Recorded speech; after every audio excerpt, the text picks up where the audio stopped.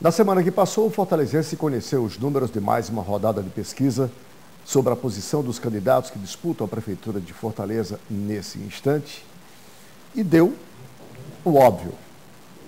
Vox Populi, Ibope e Datafolha mostraram que os dois candidatos que têm o apoio das duas máquinas, ou seja, do Governo do Estado e da Prefeitura Municipal de Fortaleza, saíram daqueles simples 4%, para ostentar a posição de 14% e 16%, portanto, tecnicamente empatados e em segundo lugar, ambos com o deputado Moroni Torga. Segundo alguns analistas, a surpresa é que o ex-deputado Moroni Torga ainda esteja, embora em queda, quer dizer, descendente, mas ainda esteja liderando com um número tão significativo como esse, de 24 pontos percentuais, a essas alturas, sem partido, sem estrutura, sem capilaridade, sem relações orgânicas com a cidade. O que isto significa efetivamente há pouco mais de 30 dias para o pleito, pelo menos neste primeiro turno? Terá o candidato Moroni Torga condições suficientes para manter essa liderança e deixar a disputa pelo segundo lugar entre os dois candidatos, Roberto Cláudio e Elmano, ligados às duas máquinas públicas? Este é o desafio que se impõe aos dois e que, obviamente, a partir das propostas que cada um tenha apresentado, o eleitor fará a sua opção. Mas há um fato novo também nessa disputa apresentada por esses números, que é a participação do ex-presidente Luiz Inácio Lula da Silva, que consegue resgatar o candidato Elmano Freitas, que, não obstante a alta rejeição da prefeita Luiziane Lins, mas a presença do ex-presidente quase que anulou essa rejeição. É para discutirmos os vários aspectos dos últimos números da pesquisa, bem como as promessas e propostas dos candidatos que nós estamos ouvindo todos os dias pelo rádio e pela televisão, que estamos iniciando mais uma edição do programa Visão Política pela FGF TV, canal Universitário 14 da NET e Rede Pública de Televisão Cearense. E para analisarmos os vários aspectos dessas discussões aqui colocadas, nós temos hoje as participações dos nossos colaboradores, os professores Rômulo Leitão, que andava ausente em função de viagens, de estudo, mas agora retorna para o nosso convívio. Também conosco o professor e cientista político Francisco Moreira, que semanalmente está aqui nos ajudando a refletir sobre os temas propostos, e também o doutor em História Política, o professor Rui Martinho Rodrigues. Eu sou Arnaldo Santos, peço a você assinante apenas um minuto para um rápido intervalo e já voltamos.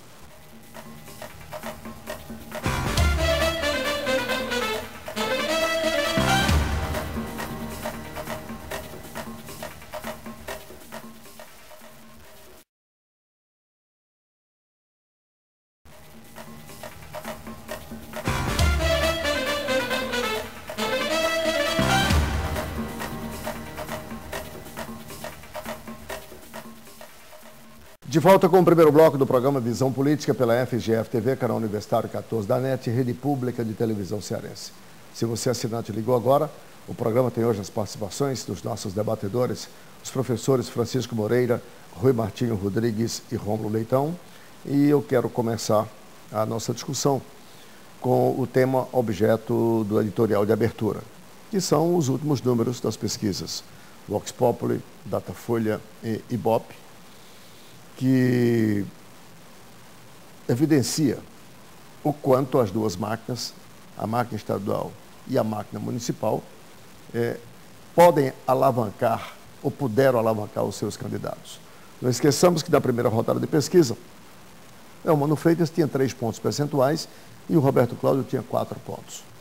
Nessa última rodada, os dois estão tecnicamente empatados, com 16% e 14%, portanto, em segundo lugar, contra os 24 pontos percentuais do ex-deputado Moroni Torga. A pesquisa captou apenas 1 semana e 2 dias de televisão. É bom que se diga, não obstante ter sido publicado no final da segunda semana, mas o campo captou apenas a primeira e mais 2 dias. Eu quero colocar para vocês, a que os senhores atribuem, quer dizer, essa subida tão grande, de certa forma esperada que crescesse, mas superando até as expectativas, pelo pouco espaço de tempo dos 2 candidatos da máquina. Rômulo Leitão. Bom, Arnaldo, professor Teixeira, professor Rui,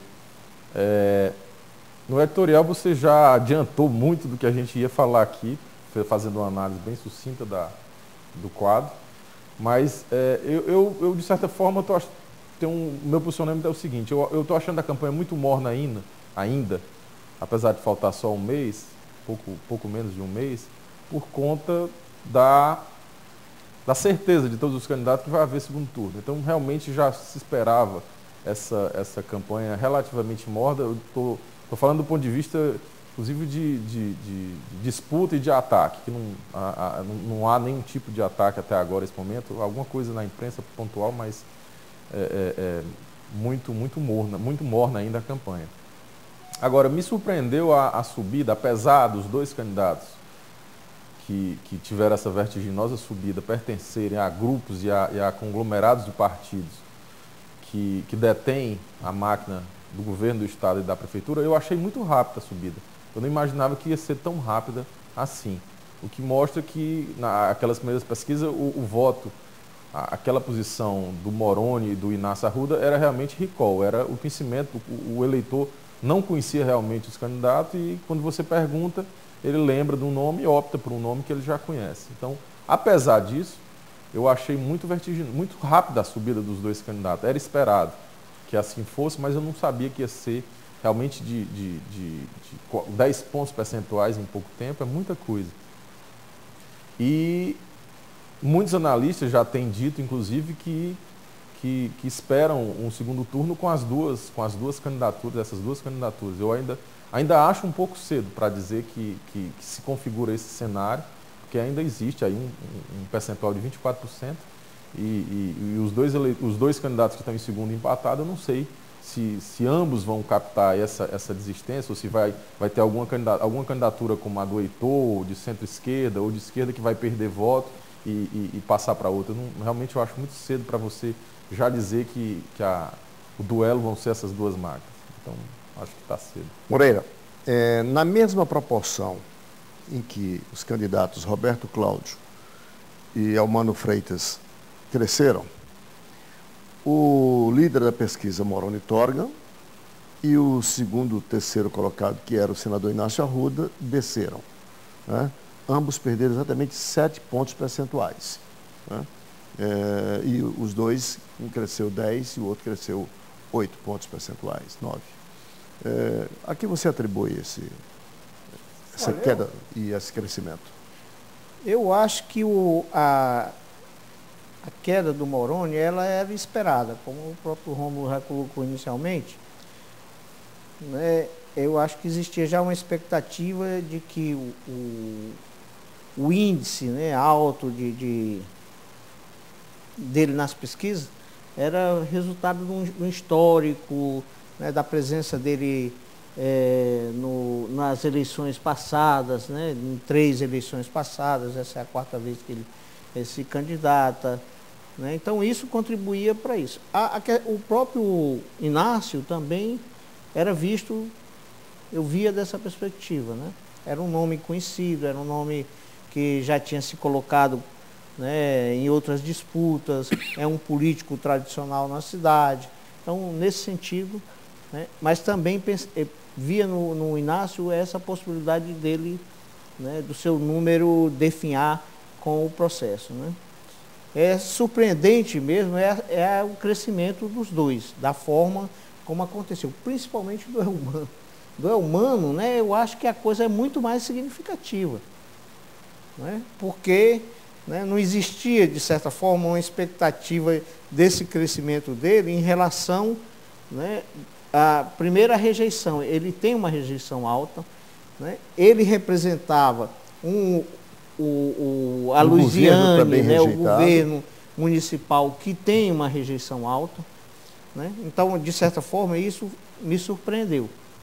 Né? Agora, essa questão, por exemplo, até o Romulo colocou essa questão de dizer que alguém já estava fazendo essa afirmação, eu fiz essa afirmação. Né? Conversando com uma jornalista, eu disse isso, né? Achando assim, no futuro que haveria essa possibilidade. Né? Mas os dados da pesquisa, por exemplo, se você examina os dados no seu conjunto, na sua totalidade, né, é preciso manter o pé atrás, pelo menos por enquanto. A gente precisa aguardar novas avaliações para ter um dado mais concreto com relação, principalmente, ao Moroni. O Moroni tem, apesar da rejeição dele ser alta, mas ele tem uma consolidação de votos, assim, com relação, quando você cruza várias informações, você tem uma série de dados que diz, olha, ele não é... Tem um estoque fiel de eleitores, né? Tem um grupo de votos, aí um percentual significativo de votos, né, que lhe dá uma certa margem, né, de sustentação, né, até um determinado momento. Só me permita, e considerando que tem muitas candidaturas, e as outras duas candidaturas, que eu diria, do Heitor e do Renato Rosendo, também tem um eleitorado consolidado. Perfeito. A divergência, a tirada de voto de um fica mais difícil. Fica por isso muito que eu mais faço difícil. Eu acho que vai num determinado momento, né, é que, por exemplo, a ação se você tiver de militantes, que esse é um viés que o PT pode apostar ainda, né? Os militantes realmente saírem e começarem a ver que tem uma possibilidade e acreditarem nessa possibilidade, porque hoje o PT está muito dividido, então, né, tem uma série de fatores que podem contribuir para o crescimento do Elmano. Da máquina do Estado, eu tenho, né, eu acho a campanha do Roberto Cláudio muito agressiva, né? Está em todo canto, está em toda esquina, está em todo... Agressivo no sentido do volume de campanha, sim, visibilidade. De volume. É uma agressividade no sentido da presença dele em todos os espaços. Deixa eu colocar para o Rui, nessa discussão, uma outra perspectiva. Alguns analistas, alguns articulistas, disseram que o ex-deputado Moroni Torga, historicamente, nas 3 eleições que disputou, obteve 25% dos votos, e dão esse dado como razão para defender que ele irá ao segundo turno. Eu disse aqui, há uns 2 programas, que não esquecêssemos que quando o Moroni disputou as 3 últimas eleições e que teve esse percentual, ele ou era governo, estava ligado à máquina do governo, ou era deputado federal, portanto com visibilidade, com presença marcante, residindo na cidade. E estava em um partido chamado PFL, que à época tinha muito mais estrutura, pelo menos 2 ou 3 vezes maior estrutura do que tem hoje. Eu apontei esses elementos para mostrar a fragilidade, digamos, para não sustentá-lo. Repito, na segunda semana, com apenas 1 semana e 2 dias de programa de televisão, ele já está abaixo da média que ele obteve nas 3 últimas eleições. Só tem 24. E está em queda ascendente. Qual é a sua percepção? As análises feitas aqui foram muito procedentes. O Rômulo colocou muito bem. Há uma divisão muito grande dos votos, em muitas fatias, e os 2 candidatos, sejam eles quais forem, que irão para o segundo turno, irão com um número de votos não muito grande. Né? Então, se a pergunta é quais são as chances do ex-deputado Moroni Torga ir para o segundo turno, se a perda que ele sofreu ou está sofrendo em relação às eleições anteriores não for muito significativa. Seria preciso que não fosse muito significativa. Né? Mas há uma mudança muito rápida das intenções de voto detectadas pelas pesquisas em um prazo muito curto. Se esse ritmo de mudança de intenção de voto continuar por mais 1 semana, a situação pode mudar. O que se questiona é por quanto tempo esse fluxo, que parece ser uma certa migração de votos, de intenções de votos, né? E aí nós precisaríamos saber também qual é o estoque de indecisos, mas se isso... Já não é tão grande. Se isso demorar, se isso se mantiver por mais uma semana, os dois candidatos que têm mais estrutura partidária e mais condições de financiar uma campanha, as campanhas hoje são muito dispendiosas, certamente estarão no segundo turno.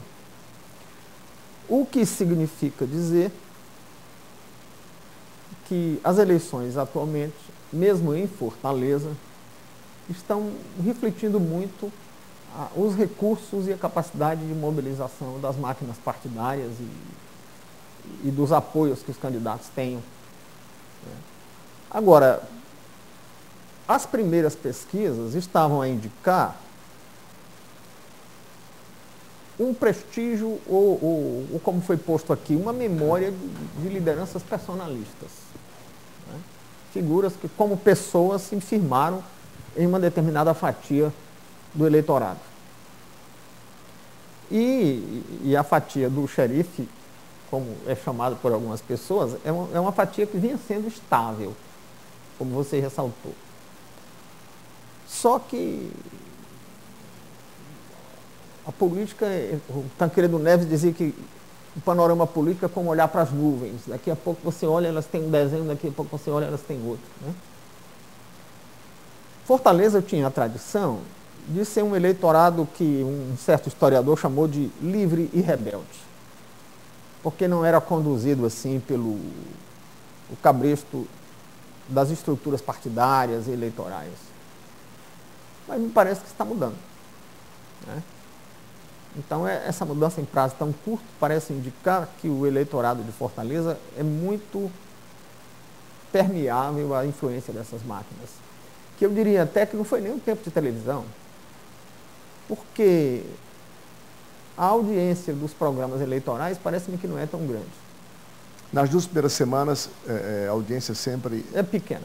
Não, é sempre maior, é ao contrário. É maior. Então. Os dados, as mesmas pesquisas que aferem, quer dizer, a preferência do eleitorado, aferem também a atenção que as pessoas dão aos programas. E a qualidade. E, historicamente, tem demonstrado, as 2 primeiras semanas tem um pico de audiência, depois cansa, se repete. Cansa, e a última semana que antecede o pleito, de novo, dá outro pique. Além do mais, eu não conheço, deve existir já alguma pesquisa avaliando o grau de influência da televisão. Mas eu não espero que seja tão grande. Num país em que, mesmo como o Brasil, de dimensões como se tem, em que não se discute nada na praça pública, você tem que admitir que a influência da televisão é enorme. Porque você não discute mais na praça pública. Mas o programa do TRE... Não tem. Você vai assaltado. Mas Você é assaltado.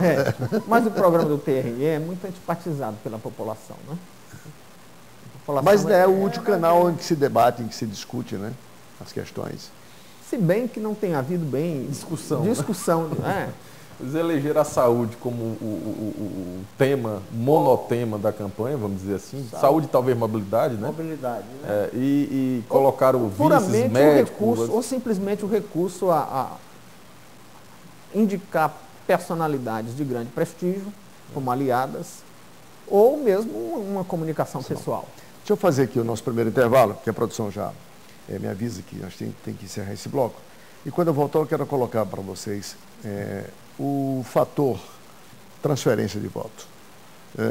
O fator Lula, o fator governador, até que ponto são esses 2 fatores respondem, por exemplo, por esse crescimento dos 2 candidatos. Do lado do PT, o Elmano, né, que, apesar de toda a rejeição, mas cresceu suficientemente para animar, inclusive, a militância. E do lado do governo, o Roberto Cláudio com o governador e todos os seus aliados. Quando nós voltarmos em 1 minuto, vamos tentar entender que fatores contribuíram para que esses até então desconhecidos já sejam conhecidos hoje do eleitorado. Um instante só.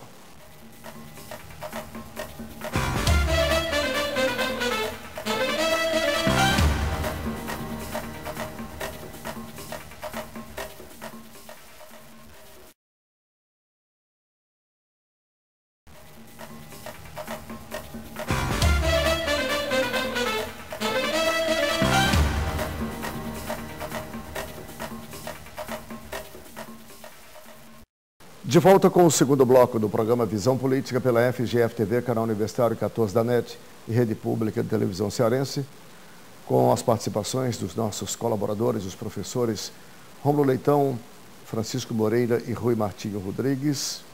No bloco anterior, eu deixei aqui como tema para que vocês analisem agora, a fim de que o assinante possa, quer dizer, formar o seu juízo de valor. Que fatores foram determinantes para que os candidatos, sobretudo os dois candidatos patrocinados pelas duas máquinas, tenham chegado a esse estágio de estarem tecnicamente empatados, disputando os dois quem vai para o segundo turno, ainda hoje, ao preço dos números de hoje, com o Moroni, que é quem continua liderando as pesquisas. Se nós olharmos o candidato Roberto Cláudio, deputado estadual, primeiro mandato, presidente da Assembleia no segundo mandato, uma pessoa ligada, digamos assim, a uma classe média alta, meio universitário. Você pega o Elmano, um jovem, o Roberto Cláudio, o Elmano também, jovem, advogado do movimento do MST, Sem Terra, com uma participação bem efetiva na atual administração, coordenou o orçamento participativo, foi secretário de Educação, patrocinado por uma máquina que tem o seu poder, mas que também enfrenta uma rejeição bastante significativa. Ambos desconhecidos, um com 3 e outro com 4 pontos percentuais. É assim que eles surgem na primeira rodada de pesquisa, um mês antes de início da propaganda no rádio e na televisão. Esses dois jovens políticos estão, repito, hoje com 16 e 14 e 15, tecnicamente empatados, com o primeiro colocado, que tem 24. De um lado, o ex-presidente Lula, diariamente na campanha, não só no programa do horário gratuito, assim conhecido, mas também nos comerciais, de 30 segundos, que é aquele que pega o cidadão a qualquer instante, as exceções. Do outro lado, o candidato Roberto Cláudio, com o governador, com o ex-governador Ciro Gomes, quer dizer, também diretamente ligado e patrocinando as suas campanhas.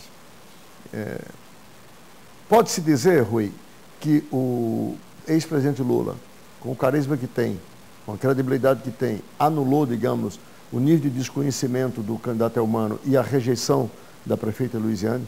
Ele deve ter tido uma influência muito poderosa. Né? Até porque, se nós olharmos não só para o panorama de Fortaleza, se você olha para São Paulo, também havia um candidato completamente desconhecido. O ex-ministro Haddad. Da grande maioria do eleitorado paulista, que também partiu mais ou menos desse patamar e até menor. O índice eram 2, 3% o índice de intenção de voto para ele.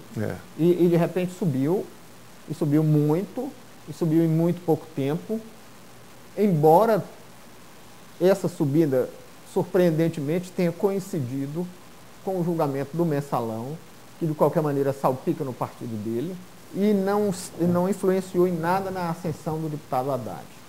O que só se pode atribuir à influência e à capacidade de transferência de voto do ex-presidente. Né? Eu penso que o ex-presidente pode ser decisivo na campanha.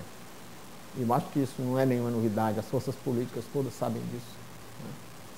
Agora, as campanhas se resolvem também, como, digamos, em qualquer jogo em que entre múltiplos fatores, não apenas pelas medidas acertadas de um lado. Muitas vezes não é o vencedor que ganha, é o perdedor que perde. Né? E tudo pode depender de algum erro durante a campanha. Alguma frase infeliz, alguma história que apareça. Né? Nessa época de gravações, né? E numa época em que tudo é gravado em todo lugar e a toda hora e tal. Colocaram o Russomano lá apalpando uma entrevistada na década de 90, né? Não sei se você viu dele. Ele entrou na justiça para impedir que fosse a televisão. O general Joffre, que era um baixinho, gordinho, tido como medíocre, que chefiava o Estado-Maior francês na Primeira Guerra, só deu uma contribuição para evitar a derrota aliada em agosto de 1914. Eles estavam recuando há 22 dias, os alemães correndo atrás. A contribuição dele foi manter a calma quando o Estado-Maior francês todo estava em pânico, até um general deu um tiro na cabeça. E ele disse, não, vamos ter calma, porque nessa correria toda, a qualquer hora, eles cometem um erro. E as guerras são muito mais perdidas do que vencidas. E realmente eles cometeram um erro, né? O primeiro exército alemão fletiu para o norte, para o sul, e deu o flanco para os franceses, e jogou fora uma vitória quase certa. Então, tem essa imprevisibilidade na campanha política. Rômulo, qual é, na sua perspectiva, que fatores contribuíram para essa mudança até surpreendente para nós mesmos no panorama atual? Surpreendente quanto ao prazo, né? Sim, exatamente, pela Mas exiguidade já se esperava de tempo. mais ou menos isso mesmo. Pela exiguidade de tempo. Eu acrescentaria... As previsões mais otimistas davam que os dois atingiriam os 2 dígitos, mas na faixa de 10 a 13%, 14%. Foram para 16 e 14%. Sobre essa questão de influência, eu acrescentaria a influência da prefeita também, porque houve um aumento da popularidade dela durante a campanha. Durante a campanha saiu o número de bom e ótimo, aumentou, ainda que pouco, mas aumentou. E esse é um eleitorado que geralmente é um eleitorado ideológico que vota no partido também. O partido ainda tem uma certa força. Então eu acredito que não tem só um o estoque Lula... de votos também. Tem, como o Moroni existe, tem um estoque dele, o partido tem um estoque mínimo também. Tem um estoque e não há dúvida que é mais de 3%. Sim, que era o que ele tinha. Muito então mais, há uma tendência da transferência da administração. Então há um negócio interessante, a administração cresce com a propaganda eleitoral porque mostra, faz a propaganda, porque antes, sem a campanha, não tem, até porque é muito caro também fazer. Mas o que esse índice muito baixo do início das pesquisas sugeria é que havia resistências à candidatura oficial do município dentro do próprio partido. A viabilidade do candidato que surpreendeu, inclusive, o governador, que falou recentemente que não haveria viabilidade e houve um crescimento. Agora, em relação ao presidente Lula, a gente tem que lembrar também, tem esses casos de sucesso, mas tem em Pernambuco também. Recife, o candidato do PSB começou do tamanho do Elmano e passou já o Humberto Costa. Né? Na última pesquisa ele passou do Humberto Costa. Mas considere que Pernambuco... A máquina do governo. E também Pernambuco tem uma ideia de pernambucanidade, um bairrismo, uma tradição muito forte. Pernambuco é o leão do norte, aquela coisa das tais revoluções pernambucanas. E a ingerência do ex-presidente nos assuntos internos da política recifense gerou uma certa resistência. Mas, em contraposição, você tem um investimento maciço do governo federal lá, né? Que se você pegar o que foi investido lá e o que foi investido daqui... Tiraram daqui para lá. Tiraram daqui para lá. Então, me surpreendeu. A gente tem que ver esse viés também. Sim. Moreira, para você. Que o ex-presidente tenha tanta força política no Ceará, porque ele não tratou bem o Ceará nos 8 anos dele, não. Moreira, qual é a tua leitura? Que interpretação você faz para justificar esses números, esses resultados? Eu acho com esses elementos, a entrada do presidente Lula na campanha e do governador e seus aliados. Aliás, eu só posso dizer que estou sendo surpreendido nessa campanha.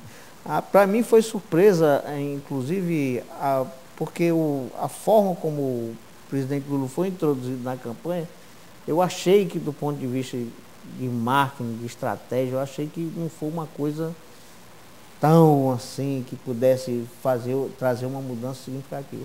Né? Eu acho que ele tem um peso enorme, né? Eu mesmo já ouvi pessoas dizendo que vai votar no Eumano porque é o candidato do Lula. Pronto, tem saudação. Então, essa é uma... Tem saudação. Com a pessoa definir, que é uma pessoa do povo, não tem ligação político-partidária, não tem nada. Né? Foi uma pessoa do povo, mesmo onde ele é influente. Né? É essa pessoa do povo que faz esse leão e diz, eu vou votar nele porque ele é o candidato do presidente Lula. Né? De certa forma, esse peso existe. Agora, tem uma coisa que o Romulo colocou que a gente tem que levar em conta. Né? Quer dizer, o que a gente tem da prefeita é muito a exposição que a mídia faz sobre a prefeita. Certo? Tem um outro lado dessa coisa que a gente tem que levar em conta. Quer dizer, ela ficou 8 anos no poder E nesses 8 anos ela fez algumas opções políticas. Né? Essa história dela de eu cuido dos mais pobres, ela fez algumas coisas que, na verdade, a gente desconhece. Né? Por exemplo, a história daquela avenida ali do Pirambu, Vila do Mar. Vila do Mar, né? Que é uma coisa fantástica que foi feito, que vai mudar toda a perspectiva de vida de um povo daquela área, no sentido de ter né, que viviam praticamente jogados ali, a situação era dramática daquela população. Tem algo, né? O que ela fez com relação à educação, que tem uma crítica, porque dizem que a pior educação dos municípios, de todos os municípios do Ceará, a de Fortaleza é a pior, né? Mas tem algumas coisas que foram feitas nas escolas, a melhoria das escolas, a melhoria, né, do ponto de vista estrutural, que também são dados importantes, né? Mesmo essa coisa da mochila, da farda, tudo isso tem uma representatividade nisso. Ela trabalhou muito na periferia, certo? Será que isso não vai ter nenhum retorno? Não é? Quer dizer, e agora como ela começa a mostrar, e aí é um dado interessante, quando a gente aqui mesmo fez críticas a ela nesse sentido, né, de que a comunicação dela sempre foi muito ruim. Né? Então, quer dizer, essa exposição pode modificar esse panorama. Né? Do outro lado, a máquina do Estado, né, é esperado, é uma batalha, na verdade. Você tem 2 projetos que antes pareciam, nunca foram unidos, na verdade. Né? Era um projeto apenas eleitoral, e agora se dividiu. Então, tentando no tabuleiro eleitoral, né, se buscar a hegemonia do grupo. Né? O que está se prevendo aqui são eleições futuras, não é um jogo. O jogo dessa eleição é um jogo, né, em perspectiva. Então, eu acho que a máquina do Estado vai jogar todo o seu poder no sentido de abocanhar Fortaleza, porque é fundamental para o projeto, né, desse grupo que está aí se... Para ambos. Para ambos. Inclusive, a própria condição do PT disputar o governo em 2014 depende fundamentalmente de né? manter a prefeita. Fortemente influenciado pela eleição da capital, sobretudo. Né? Porque o governo já está no governo e vai continuar até 2014, e já está, digamos, numa disputa plenamente estruturado. Quem precisa de vencer essa eleição para poder ter condições de competir é exatamente a prefeita. Agora, eu continuo, né, achando que Fortaleza é rebelde. Eu ainda tenho esse sentimento com relação a essa cidade. Certo? Eu não acho que essas coisas já estão... Essa ideia de que a cidade está dominada, está tudo todo mundo já articulado nos seus... Não, eu não diria Fortaleza, dominada. Eu não diria dominada. Fortaleza que surpreendeu 1, 2, 3 vezes já. Ao longo do período que eu acompanho eleições em Fortaleza, eu já tive diversas surpresas, né, no sentido de que está de uma cidade, né, que... Eu não quis dizer dominado, não. Eu disse que é uma disponibilidade enorme do eleitorado, que tem variações desse tamanho de uma hora para outra. Disponibilidade não é rebeldia, ou coisa como alguns historiadores disseram, eleitorado livre, rebelde, mas rebelde não sei se é. É muito disponível.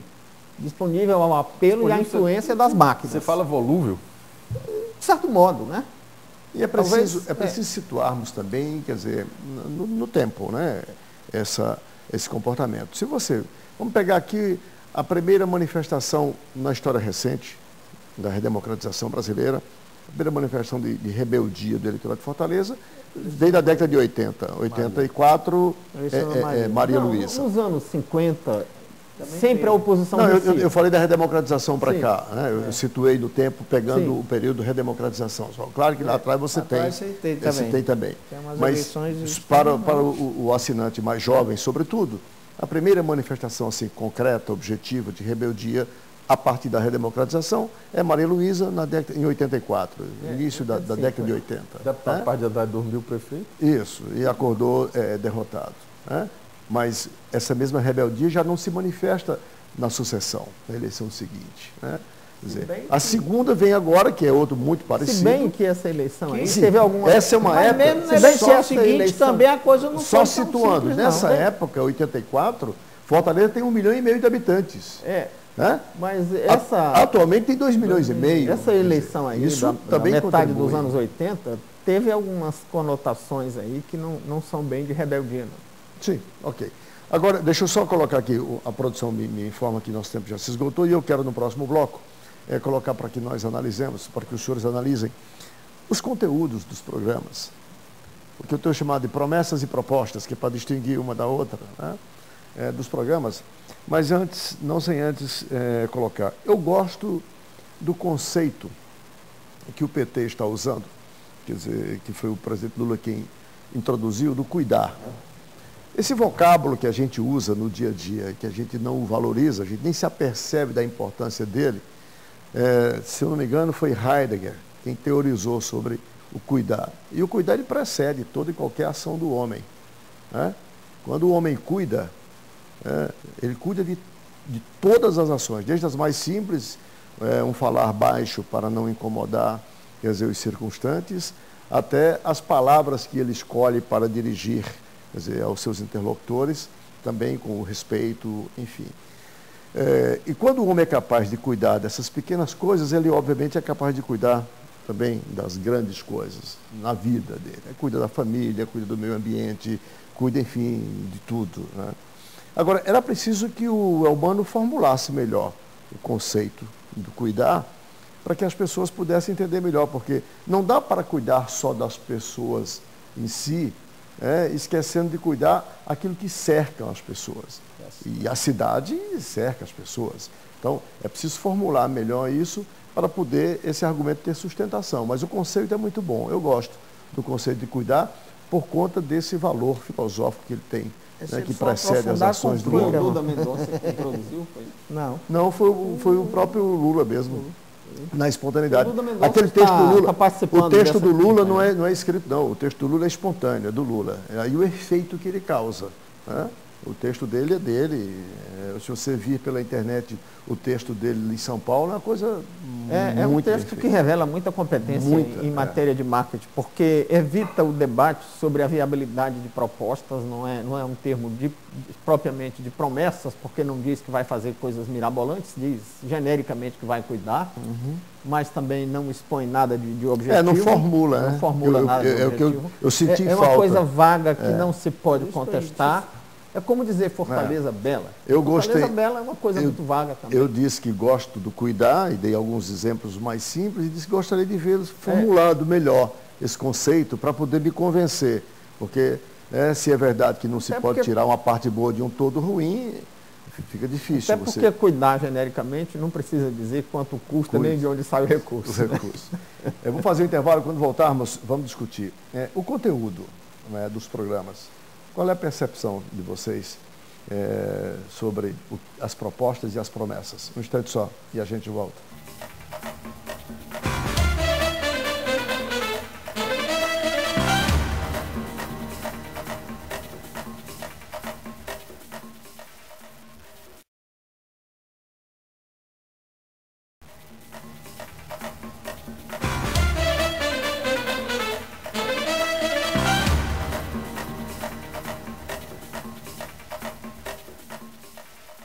De volta com o terceiro bloco do programa Visão Política pela FGF-TV, canal Universitário 14 da NET e Rede Pública de Televisão Cearense.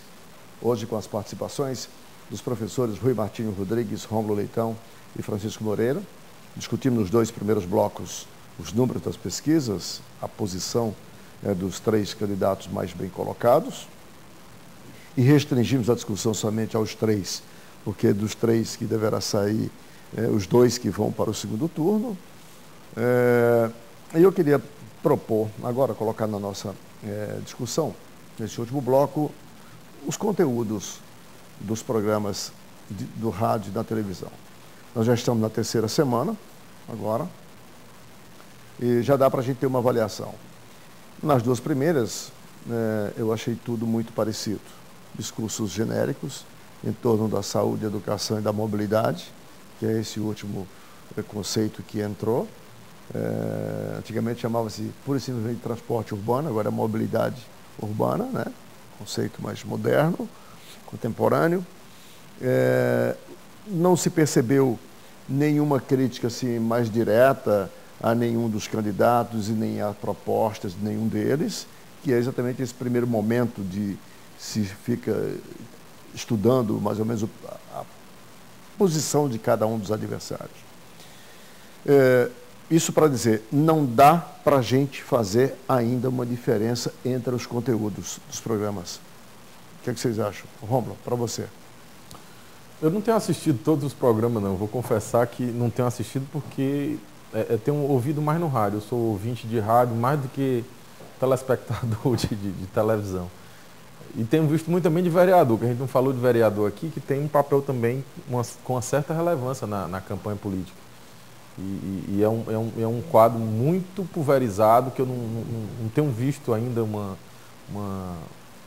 ideia de para que lado. Porque se você for somar a quantidade de votos de vereador, é certo que eles se preocupam mais com si do que com o candidato, mas há uma preponderância no papel desses vereadores.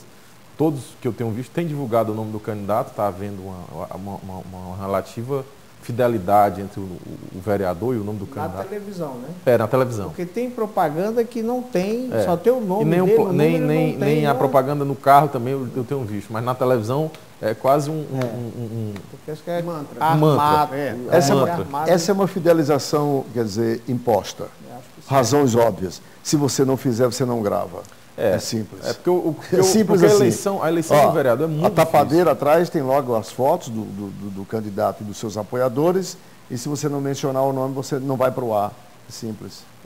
Porque é uma eleição muito difícil. Então, você tem 3, 4 candidatos por rua. Né? Se o cara é candidato, tem 3 na rua. Eu acho a eleição parlamentar mais difícil que tem é de vereador. Muito mais do que deputado estadual ou deputado federal, que é uma eleição mesmo, é uma guerrilha urbana. Então, eu tenho visto isso. Agora, você já falou, Arnaldo, só são propostas genéricas. Tenho visto da candidatura Roberto Cláudio ainda policlínicas, voltada para a saúde, de equipamentos, novos equipamentos urbanos. Principalmente vem o candidato, depois vem o governador dizendo que está fazendo no nível estadual e vai trazer para cá. Lembra-se também a vinculação com a presidente Dilma, a parceria com Dilma e com o governo. Não tenho visto aquela tendência que existia nas eleições de deixar a prefeitura com um grupo e o governo com outro, que sempre houve acredito, uma pseudo-tradição que o fortalezense nunca votaria no mesmo grupo. Não tenho visto reação a essa possibilidade. Aliás, o contraponto a isso é do Heitor Ferrer, que diz, você não quer prefeito, o prefeito do governador, o prefeito da prefeita? Você quer um prefeito para chamar de seu? É um contraponto que tem. Esse prefeito seja eu. É o único contraponto. Para usar a letra da música do... Concretamente, está sendo saúde e mobilidade urbana. Ou seja, o problema da dívida da máquina, que a gente conversou aqui no programa há umas 2 semanas com o Cialdini. Você não vê essa discussão? Não. Você não vê projeto de turismo? Não. Você vê... Nem das áreas que são tão, assim, de alguma maneira referidas, né? Não se vê nenhum projeto específico nas áreas de educação, de saúde, que são as áreas que toda hora todo mundo repete. Vamos torcer para o segundo turno, que é certo haver um refinamento dessas propostas e um detalhamento disso, até porque dá tempo de fazer seus programas, né? Que aqui o programa é feito quando começa a campanha. Geralmente, ao invés de você passar um candidato que pretenda ascender ao cargo de prefeito, passe 4 anos estudando, vendo os problemas, debatendo para chegar já com o programa. Quando começa a campanha, geralmente são os marqueteiros. Então, quando eu vejo o horário eleitoral, me vem à memória um conto do Machado de Assis. Né? O Machado é de uma enorme, tem uma enorme capacidade de resumir as coisas e uma enorme profundidade na análise. Então ele tem um conto chamado Medalhão. A teoria do medalhão. Teoria do medalhão. Que consiste num pai dando conselhos a um filho que está se formando. Na época do auge do bacharelismo, o rapaz estava se tornando bacharel, e o pai vai dizer como é que ele deve fazer para ter sucesso na vida. Então diz que ele deve, ao se pronunciar, se referir genericamente às coisas. Porque na generalidade você não contraria ninguém, nem você abre o flanco para que alguém aponte a inviabilidade ou a impropriedade de alguma providência. E também porque as questões postas genericamente, em geral, são consensuais. Quem é no mundo que se opõe à melhoria de um serviço de educação, ou de saúde, ou de transporte, né? E isso me faz deplorar o quanto o espaço político, e às vezes até das ciências sociais, é tolerante a esse tipo de coisa. Porque você nem imagina que um dia um engenheiro chegue, você está com uma rachadura num prédio, chama um engenheiro e ele chega e faça um discurso contra o desabamento, sem dizer nada objetivo como enfrentar aquela rachadura. Ou que o médico faça um discurso contra a doença e o sofrimento e a dor. Se ele quer propor, ele tem que apresentar um diagnóstico e um esquema terapêutico e tem que dizer como é que o princípio ativo do esquema terapêutico vai funcionar. Mas na política e nas ciências sociais nós nos encantamos e nos deslumbramos com um discurso virtuoso que propõe questões genéricas consensuais, que todo mundo reconhece que são importantes. Aqui mesmo a gente fez uma série de 4 programas com a participação do secretário de Finanças, Alexandre Cialdini. Dissecamos de forma pormenorizada, quer dizer, quanto custa Fortaleza e quanto Fortaleza dispõe para gastar, e não se vê nenhuma abordagem até agora na televisão por nenhum dos candidatos, inclusive pelo próprio candidato da máquina municipal, discutindo essa questão das finanças de Fortaleza.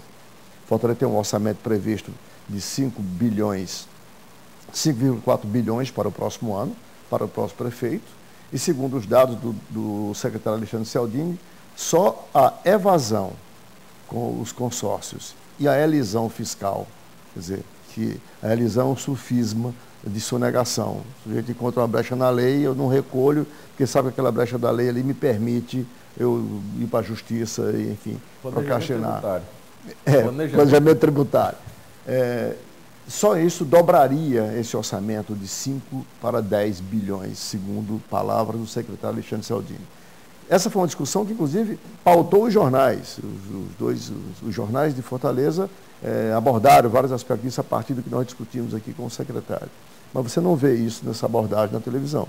E você tem uma planta de valores defasada, aí, só para citar, você tem ainda um grande índice de sonegação, mesmo com toda a modernização do cupom fiscal, eletrônico e tudo, e não se vê uma discussão sobre isso. Qual é, Moreira, para você, qual é a tua percepção sobre os conteúdos dos programas? Pois é, eu acho que de certa forma já foi colocado tudo aqui, né? Os programas, eles estão ainda numa fase muito genérica, né? Os candidatos, na maioria das vezes, se apresentando, né? Usando, em alguns casos, alguém que o apresente, né? Alguém que supostamente teria uma representatividade maior. No caso do Roberto Cláudio, você tem um governador que o apresenta, o Ciro o apresenta. Né? Quer dizer, mas nós já estamos na terceira semana, né? Já temos o Lula apresentando o Eumano. Sim, mas as coisas ainda estão... Você tem discussões muito pontuais, né? Em cima dessas questões, principalmente a saúde está sendo... Sair dessa eleição, todos os problemas de saúde de Fortaleza estão resolvidos. Porque eles estão com, né, pelo menos em termos de promessa, né, tem tudo na mão para fazer e preparar isso. Né? Tem umas propagandas que são, não sei se está faltando recurso para o candidato, o que está faltando, que na verdade não disse a que veio ainda. Né? Tá umas coisas assim, que não dá para você... Não sei nem como é que o eleitor está fazendo a leitura de determinados candidatos. Né? Com relação a essa história de quanto Fortaleza arrecada, eu vi um único candidato fazer referência a isso. Eu sou o Valdeci. Eu vi também. Né? Foi o único que eu vi, dizendo que com esse dinheiro eu vou fazer isso, vou fazer aquilo. Né? Mas... respondendo uma pergunta, eu acho que... Perfeito. Mas a grande maioria está ainda nessa generalidade, né? Eu acho que tem uma coisa que está acontecendo, por exemplo, ninguém bate no Moroni. Você já viu? Ninguém bate. Né? Ninguém bate ninguém, né? Está todo mundo se guardando para quando o carnaval chegar, e o carnaval é o segundo turno. Então, mas todo mundo, quer dizer, qual era numa eleição que o líder, as pessoas tinham que apontar, né, as fragilidades do líder, ninguém faz isso. Né? E o próprio embate entre aqueles candidatos que representam as duas máquinas, tem coisas assim, por exemplo, eu já vi numa propaganda o cara dizer, não, está muito bom, o que está muito bom vai permanecer. Né? Eu só vou mudar para melhorar. Né? Então, quer dizer, de certa forma, dizendo, olha, o outro fez alguma coisa que é bom e que eu preciso dar. Eu coloquei esse tema em discussão para vocês, porque a mim incomoda muito, tenho certeza que a vocês também. Fortaleza, 2,5 milhões de habitantes, não é isso que se diz? Os últimos dados, 2.497 do IBGE e tal. Se você perguntar a um candidato desse sobre a demografia de Fortaleza, você pegar, digamos, o menor bairro e o maior bairro, eu duvido que ele saiba. São 119 bairros que têm uma demografia essa com características bastante heterogêneas, e o espaço físico distribuído também de forma completamente diferente. Quer dizer, então, era uma discussão como essa que eu queria ver. Se você fizer um estudo minimamente, você encontra aí mais de 30 variáveis socioeconômicas, né, que você poderia descrever e mostrar para o cidadão o que é Fortaleza. E isso é assim porque, Rômulo, você tem ainda um índice de pobreza em Fortaleza absurdo. A gente fala, saneamento básico não tem, pasmem. Existem bairros em Fortaleza que as casas, que as residências, grande parte delas, não tem ainda uma fossa séptica. Simplesmente uma fossa séptica, um banheiro, para que o cidadão faça suas necessidades fisiológicas de forma cidadã. Eu não estou vendo ninguém discutindo essas questões, mas estão falando que vai cuidar das pessoas, estão falando, como é que se cuida desse jeito?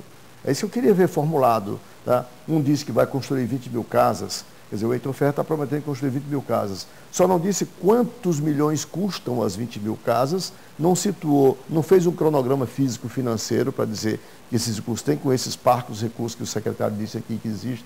Então, é isso que eu estou sentindo, né? Eu já vi um estudo aqui feito por técnicos aqui do município na década de 2000, final de 2004, 2005, não, antes, 2002, 2003, que é exatamente esses 119 bairros, foi um levantamento, o IDHM, Índice de Desenvolvimento Humano Municipal, bairro a bairro.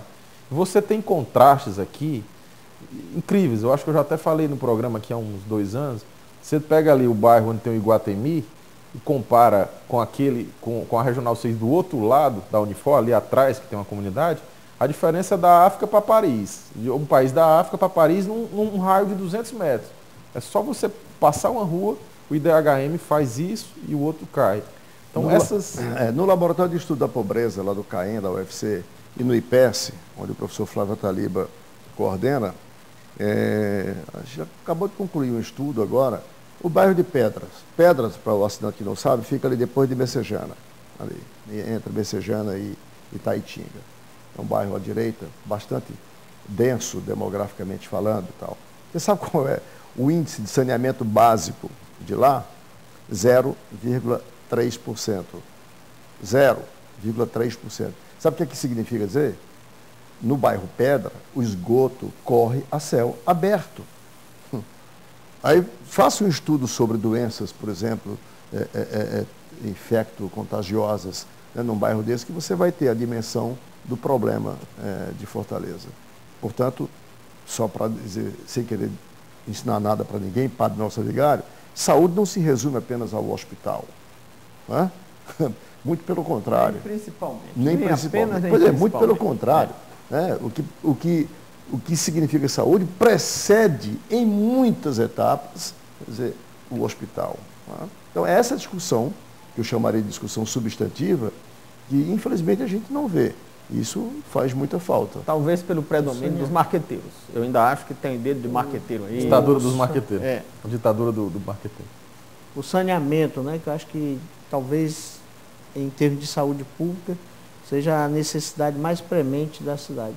Fortaleza, apesar dos dados que às vezes são divulgados com relação ao avanço que se teve em relação ao saneamento público, né, Fortaleza tem problemas seríssimos, né, em bairros que são considerados nobres de saneamento público. Bom, com essas colocações, na esperança que os candidatos comecem a apresentar efetivamente a discussão em torno do que é realmente o problema de Fortaleza, ou o que são os problemas de Fortaleza, para colocar no plural, nós finalizamos mais uma edição do programa Visão Política pela FGF-TV, canal Universitário 14 da NET, e Rede Pública de Televisão Cearense. Agradecendo aqui aos nossos debatedores, colaboradores, professores Francisco Moreira, Rui Martinho Rodrigues e Rômulo Leitão, agradecendo em especial a você, assinante, com um convite para um próximo programa. Muito obrigado e até lá.